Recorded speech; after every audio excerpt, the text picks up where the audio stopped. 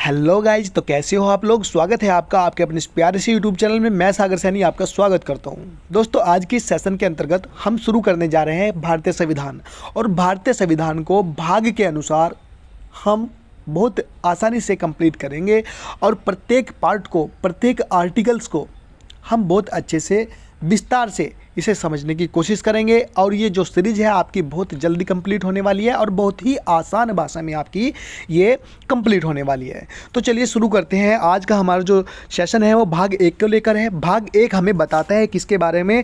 भाग 1 हमें बताता है कि भारत का निर्माण किस प्रकार होगा, उसके राज्यों का निर्माण किस प्रकार होगा और ठीक है कैसे नए राज्य बनाते हैं, कैसे समाप्त करते हैं, इन सब के बारे में चर्चा करने वाले हैं हम भाग 1 के अंतर्गत। देखिए, हमारे कॉन्स्टिट्यूशन का जो भाग 1 है, इस भाग 1 के अंतर्गत हमें 4 आर्टिकल यानी 4 अनुच्छेद देखने को मिलते हैं। कितने अनुच्छेद देखने को मिलते हैं भैया?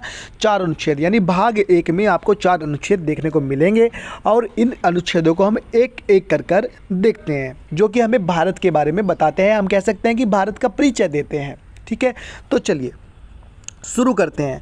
देखिए, आर्टिकल 1 क्या कहता है, यह है आपकी स्क्रीन के आगे। ठीक है, ऑन डिस्प्ले आर्टिकल 1 बताते हैं। क्या बताते हैं भैया? आर्टिकल 1 तो बताता है आपका भारत का नाम, ठीक है, और दूसरा यानी आपके देश का नाम बताता है और उसके क्षेत्र।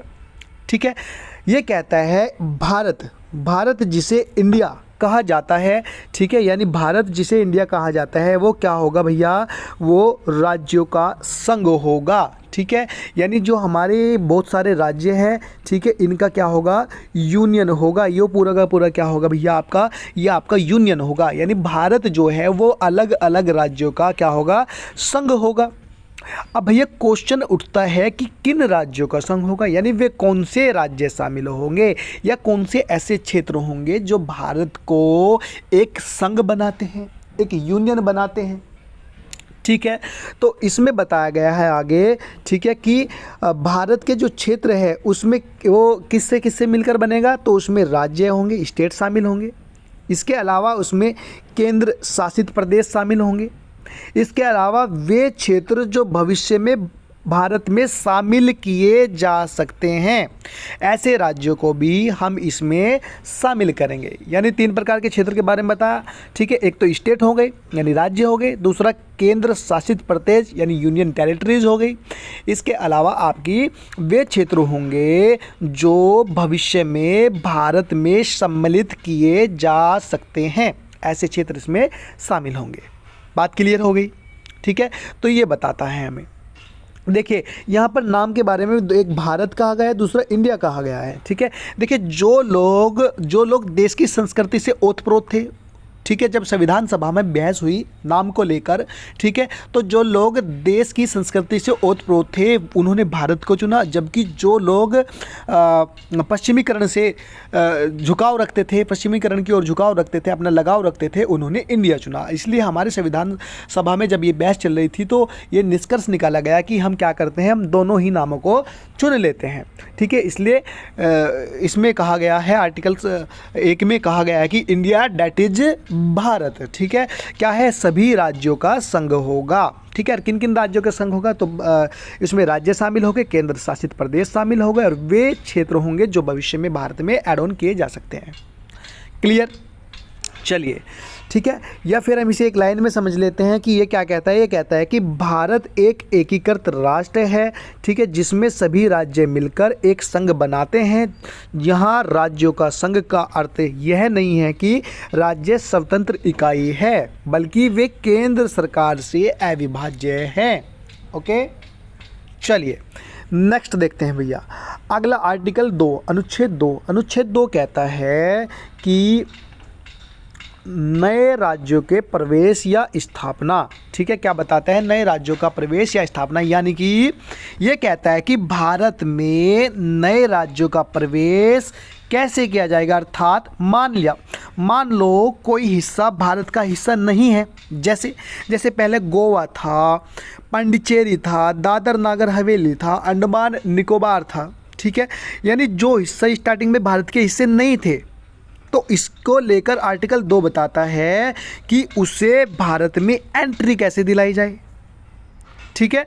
तो ये कहता है कि संसद को वो राइट्स है कि संसद कानून बनाकर उन्हें भारत में प्रवेश दिला सकती है। यानी ये कहता है, देखिए अब हम देखते हैं इसमें, ये कहता है कि संसद को ये शक्ति होगी कि किसके द्वारा, कानून के द्वारा।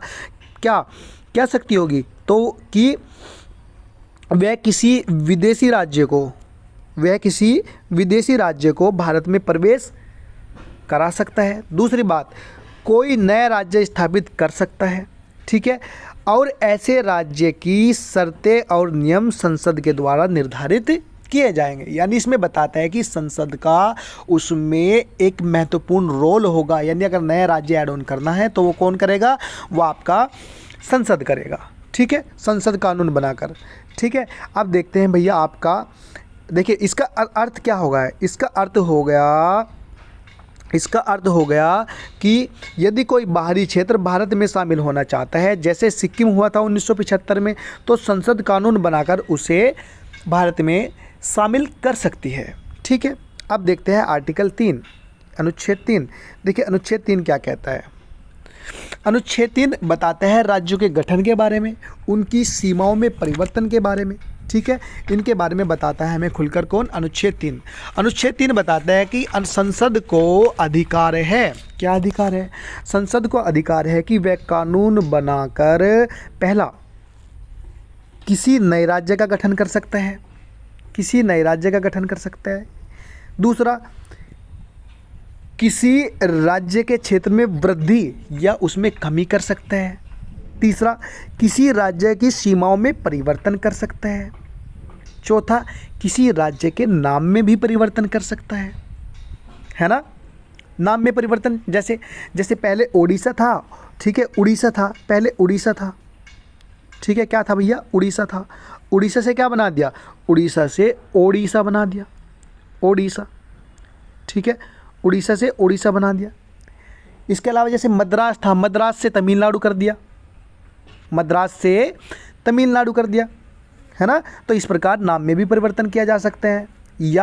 या जो वर्तमान राज्य हैं, ठीक है, नए राज्य की बात नहीं कर रहा, जो हमारे राज्य है वर्तमान में, ठीक है, उन्हीं राज्यों को काट छाट कर ऐसा नया राज्य बनाने की बात कर रहा है। यानी बाहरी राज्यों के नहीं, बल्कि उन्हीं राज्यों को काट छाट कर, जो हमारे वर्तमान राज्य हैं उन्हीं को काट छाट कर नए राज्य बनाने की बात कर रहा। ठीक है, एग्जाम्पल समझो, उदाहरण से समझो, जैसे मान लो एक राज्य से कोई पार्ट अलग करके न्यू राज्य, मान लो ये कोई राज्य है, ठीक है, और ये दूसरा राज्य है, ठीक है, ये एक राज्य और है। तो हमने क्या किया, इसका थोड़ा क्षेत्र ले लिया, इसका थोड़ा क्षेत्र ले लिया, इनका थोड़ा थोड़ा क्षेत्र लेके, ठीक है, हमने क्या किया, हमने ये एक नया राज्य क्रिएट कर दिया। ऐसा कर सकते हैं। ठीक है, जैसे आप जानते हो उत्तर प्रदेश से उत्तराखंड बना था, उत्तर प्रदेश से उत्तराखंड बना था, है ना। ठीक है, यह राज्यों का नाम बदल सकते हैं, जैसे हमने बताया उड़ीसा से ओडिशा हो गया, मद्रास से तमिलनाडु हो गया, ठीक है, या उसके सीमा क्षेत्र में भी परिवर्तन कर सकते हैं। ये बताता है हमें आर्टिकल 3।